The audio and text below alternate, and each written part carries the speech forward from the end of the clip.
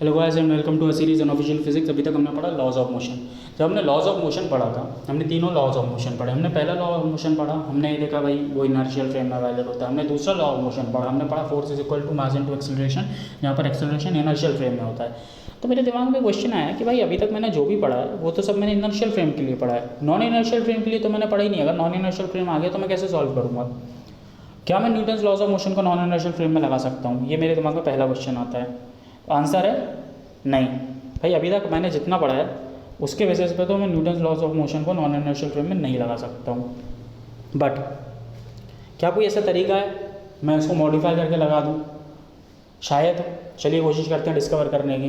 भाई ये तो आपको क्लियर है ना कि नॉन इनर्शियल फ्रेम में न्यूटन्स लॉज ऑफ मोशन नहीं लगा सकते। क्यों क्लियर है? क्योंकि हम देख चुके हैं पहले भी। हमने जब फर्स्ट लॉ ऑफ मोशन पढ़ा था, लिफ्ट वाला एग्जाम्पल देखा था, हमने देखा था एक आप बाहर थे, आपका दोस्त अंदर था, तो आपने बोला था weight is not equal to normal reaction, और आप सही निकले थे। अंदर बैठे हुए आदमी ने बोला था weight is equal to normal reaction, और वो गलत निकला था क्योंकि वो नॉन इनर्शियल फ्रेम में था। तो ये तो क्लियर है कि नॉन इनर्शियल फ्रेम में न्यूटन्स लॉज वैलिड नहीं होते हैं। लेकिन फिर भी मैं चाहता हूँ किसी तरह से उनको वैलिड करूँ। क्यों? क्योंकि मैं Newton's laws of motion use कर करके इतना यूज टू हो गया हूँ। अभी तो सीखा है और मेरे को अच्छा भी लग रहा है। मैं इतना यूज टू हो गया हूँ ना कि मैं चाहता हूँ कि इसी मेथड को मैं नॉन इनर्शियल फ्रेम में भी लगा दूँ, जिससे चीज़ें आसान हो जाए मेरे लिए। तो चलिए कोशिश करते हैं। उसके लिए पहले हमें एक नॉन इनर्शियल फ्रेम कंसीडर करना पड़ेगा। आप मानो ऐसे एक इनर्शियल फ्रेम है, एस डैश एक नॉन इनर्शियल फ्रेम है। मतलब S dash non inertial frame है, मतलब उसका एस के रिस्पेक्ट में कुछ एक्सेलरेशन होगा। यही तो नॉन इनर्शियल फ्रेम होता है। ये इनर्शियल फ्रेम के रिस्पेक्ट में यूनिफॉर्मली मूव नहीं करता है। उसका एक्सप्रेशन हम ए नॉट कंसीडर कर लेते हैं विद रिस्पेक्ट टू एस। यहाँ उल्टा लिखा है, this is acceleration of S dash with respect to S. और इस नॉन इनर्शियल फ्रेम में एक पार्टिकल है पी, जिसका कुछ एक्सेलरेशन है with respect to H dash, और वो कितना है? वो है ए के बराबर। समझने में मुश्किल हो रहा है, होना नहीं चाहिए, लेकिन हो रहा है। तो एक आप नॉर्मल कंसीडर करो, एक इनर्शियल फ्रेम कंसीडर करो, अर्थ के ऊपर आप एक कंसीडर करो, बस के अंदर कंसीडर करो एक बच्चा बैठा हुआ है। बस बहुत बड़ी है, ठीक है। तो ये अर्थ इनर्शियल फ्रेम हो गया आपका, अर्थ हो गया एस, ठीक है। अर्थ हो गया आपका एस, बस हो गया आपका एस डैश, और बस के अंदर जो बच्चा बैठा है उसका नाम है मान लो पंकज या पूजा, जो भी है, तो वो हो गया पी।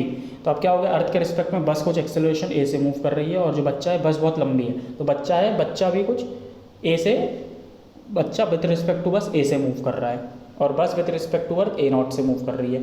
अब तो आप रिलेटिव मोशन पढ़ चुके, ये सब आपको टर्मिनोलॉजी ईजी लगनी चाहिए, ठीक है। इतना ही था। क्वेश्चन हमने फ्रेम कर लिया, अब हमको आंसर निकालना है।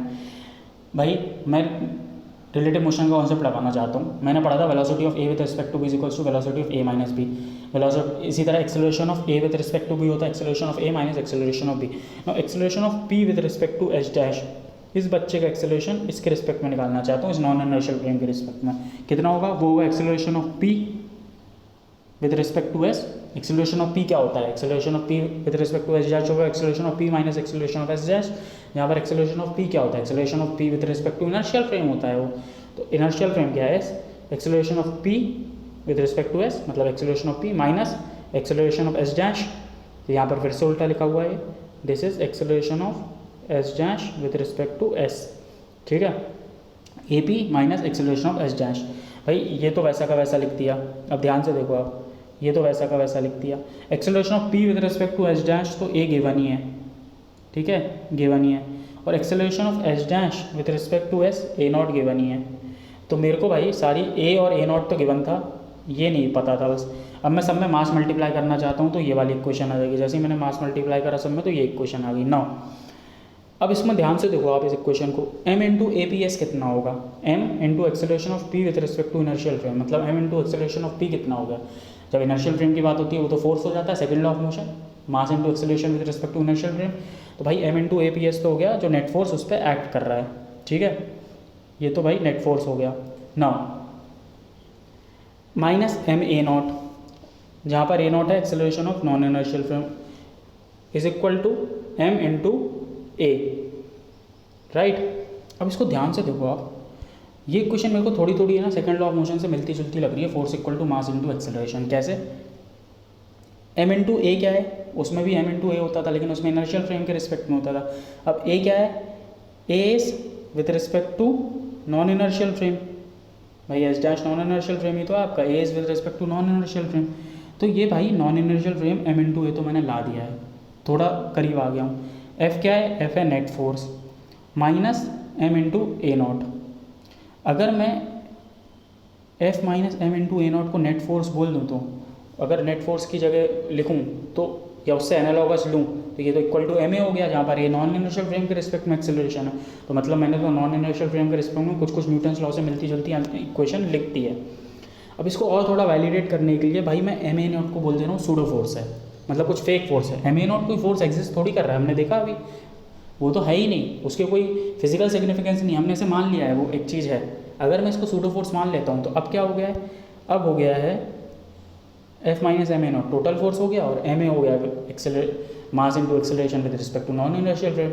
मतलब ये तो भाई आपका सेकंड लॉ ऑफ मोशन से मिलता जुलता आ गया है नॉन इनर्शियल फ्रेम के रिस्पेक्ट में। आप देखो, अब इसको मैं थोड़ा और सिंप्लीफाई करता हूँ, और कैसे लगाएंगे इसको, ऐसे लगाएंगे, आप लिखो force minus pseudo force is equal to mass into acceleration with respect to non inertial frame, ठीक है। और सेकंड लॉ ऑफ मोशन क्या था, सेकंड लॉ ऑफ मोशन था force is equal to mass into acceleration, जहाँ पर ये acceleration होता था with respect to inertial frame.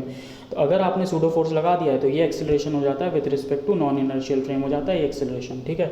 बस इतनी कॉन्सेप्ट है, अगर सूडो फोर्स लगा है तो जो एम ए होता है वो ए हो जाता है with respect to non inertial frame, और आपने इसको सॉल्व कर लिया है। अब नॉन इनर्शियल नाउ, अब मैं ये क्वेश्चन पूछूं, can Newton's law be used in case of non inertial frame? Yes, we can use Newton's laws in case of non inertial frame if we will apply pseudo force, ठीक है।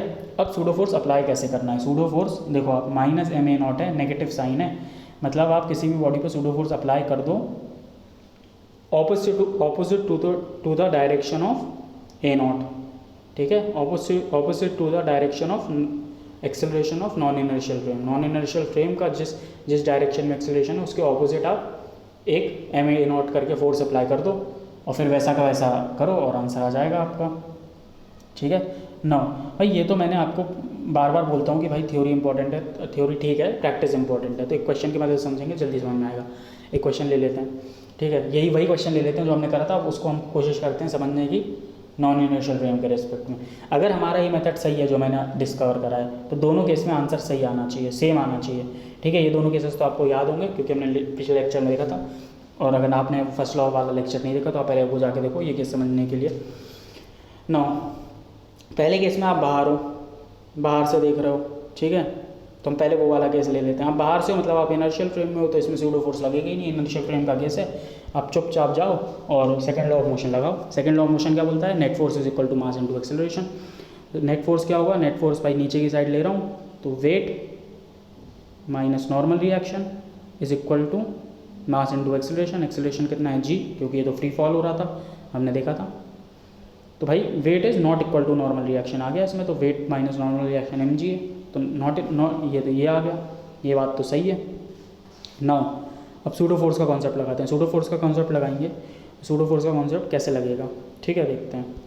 Pseudo force का concept लगाने के लिए सबसे पहले आप लिख लो जो नेट फोर्स है वो कितना था, वेट माइनस नॉर्मल रिएक्शन, जो फोर्स इसमें लिखते हैं वो लिख लो, तो वो मैंने लिख लिया, डब्ल्यू माइनस एन मैंने लिख लिया। अब इसमें से सूडो फोर्स माइनस कर दो, अब मैं अंदर बैठा हूँ मतलब नॉन इनर्शियल फ्रेम में बैठा हूँ, मतलब सूडो फोर्स में माइनस कर दूंगा। सूडो फोर्स क्या होता है? सूडो फोर्स होता है mass into non inertial frame का एक्सेलरेशन। नॉन इनर्शियल फ्रेम में लिफ्ट है, हम देख चुके हैं, तो इसका एक्सेलरेशन कितना है? जी है नीचे की साइड, तो भाई मैं इस एफ में से माइनस कर दूंगा एम ए नॉट, मतलब एम जी माइनस कर दूंगा मैं, क्योंकि ए नॉट तो जी के बराबर है, और ऑपोजिट डायरेक्शन में ले रहा हूँ, ये नीचे लग रहा है तो मैंने ऊपर लिया है, तो इसलिए नेगेटिव माइनस एम जी कर दिया। अब इज इक्वल टू कितना होता है? Is equal to M A, जहाँ पर ए क्या होता है? Acceleration with respect to non inertial frame. अब इस बॉक्स का एक्सेलरेशन इस लिफ्ट के रिस्पेक्ट में कितना है? इस बॉक्स का एक्सेलरेशन इस बॉक्स का एक्सेलरेशन इस लिफ्ट के रिस्पेक्ट में तो जीरो है, क्योंकि जितनी लिफ्ट मूव हो रही है उतनी बॉक्स भी मूव हो रहा है। तो भाई W minus N equal to M G, और W minus N minus M G equal to zero, तो ये दोनों इक्वेशन तो सेम आ गई हैं।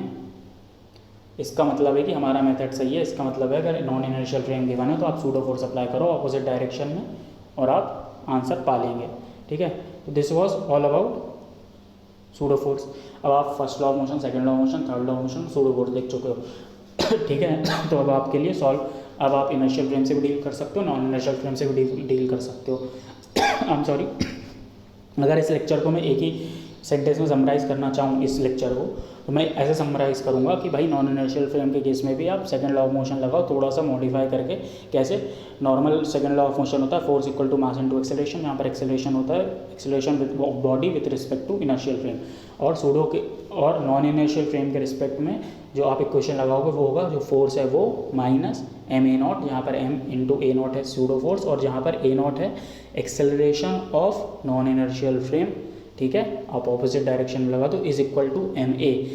अब ये वाला जो ए है वो acceleration with respect to non inertial frame हो गया है, ठीक है। और नॉर्मल केस में वो जो ए होता था वो होता था acceleration with respect to inertial frame. This is how you will apply pseudo force in case of non inertial frame. तो आपको आता है। Now go and practice few questions based on inertial frame and non inertial frame, और आप इस पर आराम से, आपका इस पर थोड़ा ग्रिप अच्छा हो जाएगा।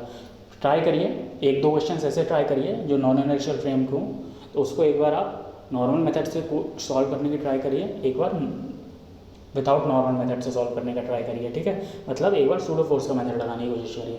तो नॉर्मल मेथड से जब आप सॉल्व करोगे तो आप देखोगे आपको रिलेटिव वाला कॉन्सेप्ट लगाना पड़ेगा, acceleration of P respect to S, और फिर आपको एक्सेलरेशन फाइंड करना पड़ेगा, ठीक है। और जब आप सूडो फोर्स देखोगे तो आप डायरेक्टली लगा सकते हो, तो आपको पता चल जाएगा कि हमने सूडो फोर्स क्यों पढ़ा है, क्योंकि कुछ एग्जाम्पल्स में सूडो फोर्स ईजी पड़ेगा, कुछ एग्जाम्पल्स में टफ पड़ेगा, तो आपको इससे पता चल जाएगा कि हमको कहाँ कौन सा कॉन्सेप्ट यूज़ करना है। Thank you guys, that's it for today. अगले लेक्चर में हम आगे का पढ़ेंगे।